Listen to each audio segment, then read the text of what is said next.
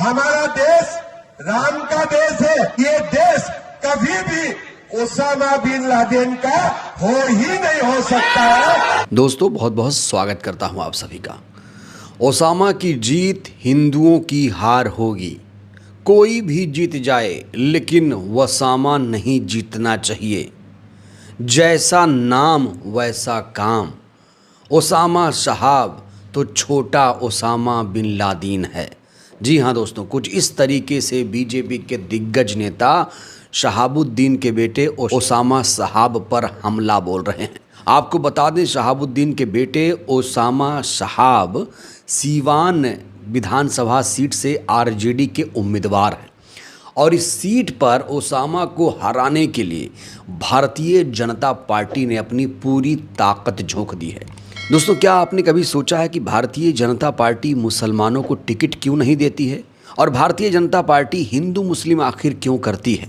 इस समय गृह मंत्री अमित शाह का एक बयान तेजी से वायरल है। जब गृह मंत्री अमित शाह से ये पूछा गया कि ये बताइए आप लोग मुसलमानों को टिकट क्यों नहीं देते हैं, तो गृह मंत्री अमित शाह ने कैमरे पर सफ़ेद झूठ किस तरीके से बोला है।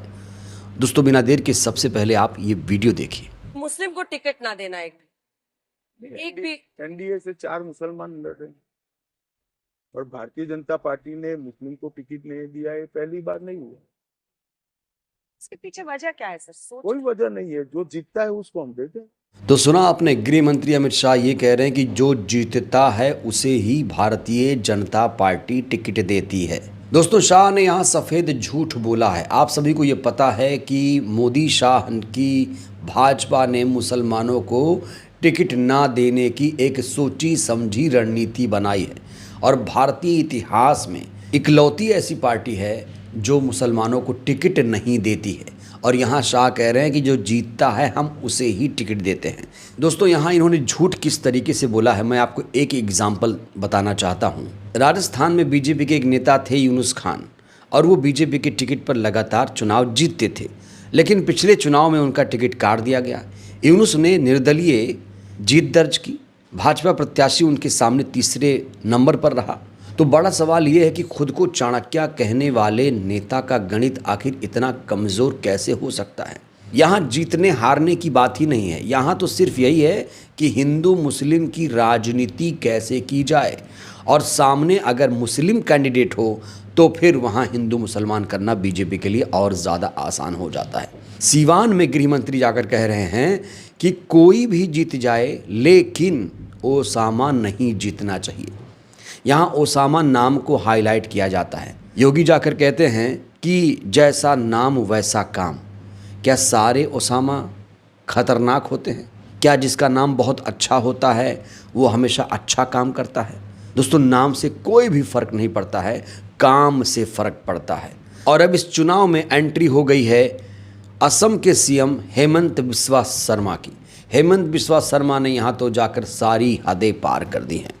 हेमंत बिस्वा शर्मा ने यहाँ जाकर अपना हिंदू मुसलमान का एजेंडा करना शुरू कर दिया और कहा कि हमारी सरकार बनेगी तो मदरसे बंद हो जाएंगे।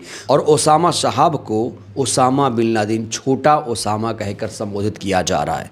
तो ये है भारतीय जनता पार्टी की नफरत की राजनीति, हिंदू मुस्लिम की राजनीति। तो बिना देर के आपको मैं हेमंत बिस्वा शर्मा का एक वीडियो दिखाने जा रहा हूँ जिसमें वो ओसामा साहब को छोटा ओसामा बिन लादेन कहकर संबोधित कर रहे हैं। देखिए जरा।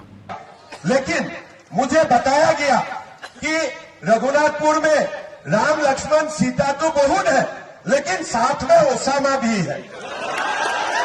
तो मैंने खबर किया कि ये ओसामा क्या है। क्या ओसामा बिन लादेन का दोबारा जन्म नहीं हुआ? तो बोलो नहीं, ये भी एक ओसामा है। जो ओसामा मतलब वो बड़ा ओसामा बिन लादेन नहीं है लेकिन छोटे रूप में वो भी ऐसा ही है। तो मेरा पहले यही चिंतन आया कि चुनाव जीतने का बाद हमारा देश में जितना भी ओसामा बिन लादेन है सबको एक एक करके हमें खत्म करना है। जितना भी ओसामा बिन लादेन है, इसलिए हमारा देश राम का देश है, हमारा देश भगवान श्री कृष्ण का देश है, हमारा देश माँ सीता का देश है।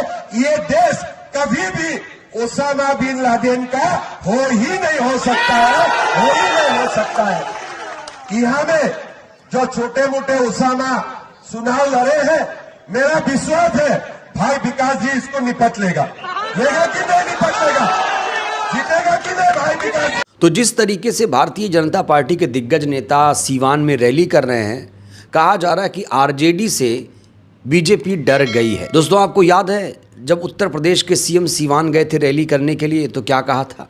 उनका बयान भी मैं आप लोगों को याद दिलाना चाहता हूं। उन्होंने कहा था कि राजन ने यहां से ऐसे प्रत्याशी को मैदान में उतारा है जिसका खानदान आपराधिक पृष्ठभूमि के लिए बहुत ही कुख्यात रहा है। आप इस प्रत्याशी का नाम ही देखो, जैसा नाम वैसा ही काम। तो बीजेपी का यहाँ दोगलापन देखिए दोस्तों। एक तरफ अनंत सिंह को रखिए, एक तरफ ओसामा साहब को अगर रखिए, तो ओसामा साहब को हराना है क्योंकि ओसामा का बाप अपराधी है। अनंत सिंह को जिताना है क्योंकि अनंत सिंह संत आदमी है। तो ये है भारतीय जनता पार्टी का बिहार में दोगलापन।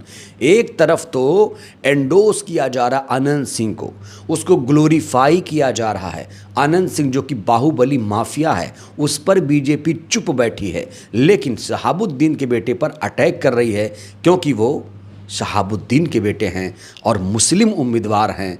और बीजेपी ने कोई मुस्लिम कैंडिडेट नहीं दिया, और जहां मुस्लिम उम्मीदवार होते हैं वहां पर जमकर ये लोग नफरत फैलाने का काम करते हैं। इस बीच अखिलेश यादव ने एक बयान देकर लोगों को चौंका दिया।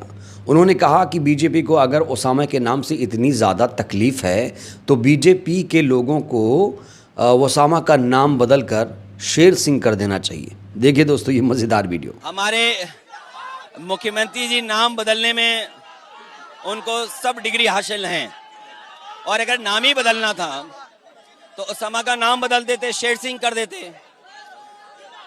उन्होंने बहुतों के नाम बदले हैं, ओसामा का भी नाम बदल देते, शेर सिंह कर देते, तो शायद उनकी पर्सनैलिटी से भी सूट कर जाता हमारे मुख्यमंत्री जी, क्योंकि नाम बदलने का उनका एक तरीका है।